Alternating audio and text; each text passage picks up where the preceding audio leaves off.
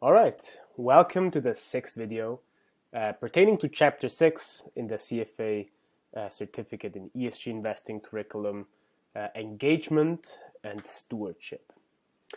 This is frankly one of my favorite chapters of the curriculum simply because it takes a more nuanced approach to ESG investing. Throughout the curriculum, you will read a lot about negative screening, which means filtering out companies that presumably are the worst offenders from an ESG perspective. Engagement, on the other hand, does not exclude those companies. Instead, it is a mechanism to try to address these issues and help companies to solve these problems. So let's take a look at the learning objectives. As you see here, another one of, say, more on the shorter end in terms of length of the chapter. Topic 1 or learning objective number 1 is explain the purpose of investor engagement and stewardship. Explain why engagement is considered beneficial and some of the key criticisms of engagement. Explain the main principles and requirements of stewardship codes as they apply to institutional asset management firms. The UK Walker Review and the Stewardship Code, US Employee Retirement Income Security Act guidelines, the EU European Fund and Asset Management Association Stewardship Code. Then explain how engagement is achieved in practice, including key differences in objectives, style, and tone.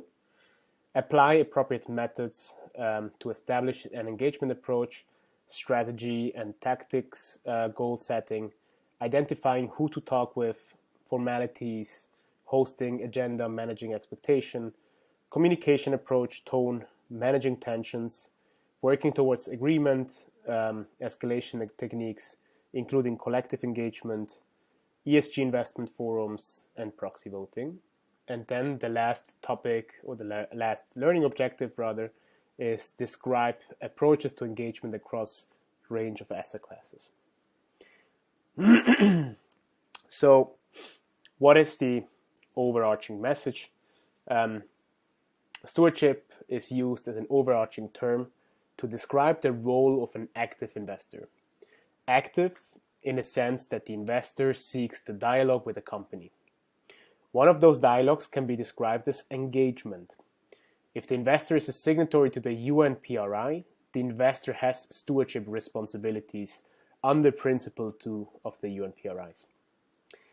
As already said, engagement means having a constructive dialogue with the company to bring ESG challenge to the forefront in an attempt to solve them.